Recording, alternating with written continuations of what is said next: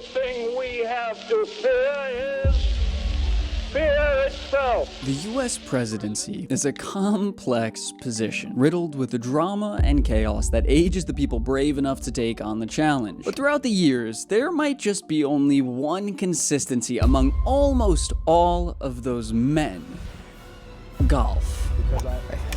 From Taft to Clinton and Trump, the game of golf is about as associated with the position as a suit and tie. And today we're going to talk about how that happened, while diving deep into the history and many dramas around the game and the presidency's interlocked past. And those dramas started from the very first president to take on the game.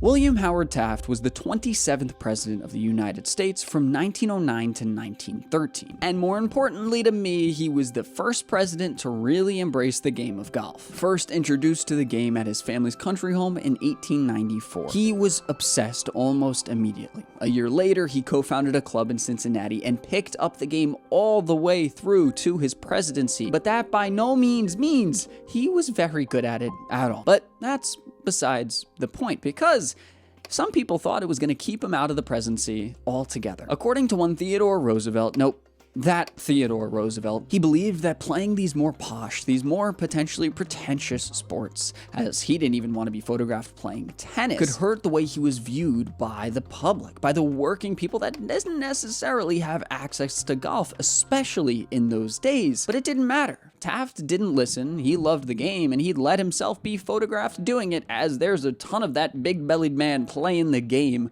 available online. And it didn't matter. He won the office and kept his afternoons free, at least 3 days a week, while being the president of the United States, to play the beautiful game. He was even portrayed in one of the most popular golf movies of all time, A Beautiful Game, with Shia LaBeouf, where young Francis Ouimet takes on the great Harry Vardon at the 1913 US Open. Oh my gosh, it's President Taft. Get out! President Taft? The United States President Taft? You ever seen a president before? First time. Hey, how you doing there, Mr. President? But as I said before, just because there's a bunch of fans around him doesn't mean they were there to watch him play or interested in him playing the game at all. At that time, actually, a lot of Taft's opponents claimed it to be a major distraction for him in his day-to-day activities as president. And as you'll come to learn, that's a common trend for just about any president that takes it seriously. However, the obvious gray area around the golf course, being both the place of work, allegedly, and for play, allowed presidents throughout history to flock to the course, no matter what else was going on, and Taft was absolutely no exception. And to be fair, they got exercise too. And golf also probably provided him a little bit of an escape from the day-to-day work as a president. But to me, no president's escape of the game was as envious to me as President Dwight D. Eisenhower. A lot of presidents between him and Taft took up the game, were pretty good at it in fact, but Ike was different. Not only did he perhaps play more than any president had before him while in office, logging an estimated 800 rounds during his time there, but he also did so while maintaining a pretty high approval rating, especially at the end of his tenure. Oh, and did I mention that he was a member at Augusta National? For those uninitiated, Augusta National is basically heaven for golf, where only a select amount of people can ever go watch a tournament, and even fewer people can ever play. It is the dream of golfers worldwide to go, and Eisenhower was a member. He even played an exhibition match there with Arnold Palmer in 1960, with founder of the course Clifford Roberts, who was quite a character, but I guess he liked Ike enough to name a tree after him at one point. But despite that tree being named after him, it almost certainly wasn't named after his game, because he wasn't very good at golf itself, but the same cannot be said about one John F. Kennedy. Growing up in a wealthy and famous family, and in a world where golf education was becoming more streamlined than ever before, it's no surprise to me that JFK had the basics down pat. He even played for Harvard's golf team in his time there, while maintaining one of the best, if not the best, golf swings of a president ever. You can see the smooth tempo, popular in professional golf of the time, very well administered by the young president. But despite all that ability that he showed, he didn't play golf very often rushing through his rounds and making it a point to not really do it while he was in office, for pretty major reasons. See, he was a major critic of Eisenhower for playing so much golf, even apparently calling him the duffer-in-chief at one point. But nonetheless, he was definitely one of the better presidents. However, what people have noted more often than the game and how well they played it was how they followed the rules and how potentially their behavior on the golf course reflected who they were as a president and as a person. Now, it is hard to nail down the truth, especially with so many reports out nowadays about the way certain people act. You never really know what is the most consistent way they play, but some presidents, like Lyndon B. Johnson, couldn't care less about the rules of a round, taking as many shots until he had one he liked, while others cared very much so about the number of shots they put on their cards, potentially reflecting in their politics. However, I do know one president who is very glad that at one point no shots occurred. While playing around at none other than the heaven of golf from earlier Augusta National, Ronald Reagan was enjoying the great green grounds all the while an armed gunman drove his truck through the gate, took 5 hostages in the pro shop, and demanded to speak to Reagan or else. A few hours went by, some likely very stressed out guards made phone calls, and the man was finally arrested without anyone getting hurt. And thank God George H.W. Bush wasn't there, because if he were, someone was getting hit with something. It was a danger zone out there. It was dangerous. I hit a woman named Mrs. Early, I think on the first hole, flattened her, and drilled her right in the middle of the forehead, and blood was oozing out. She was lying on her back. Outside of hitting patrons, though, HW was also apparently quite the character on the course, racing through his rounds and letting his frustrations be heard whenever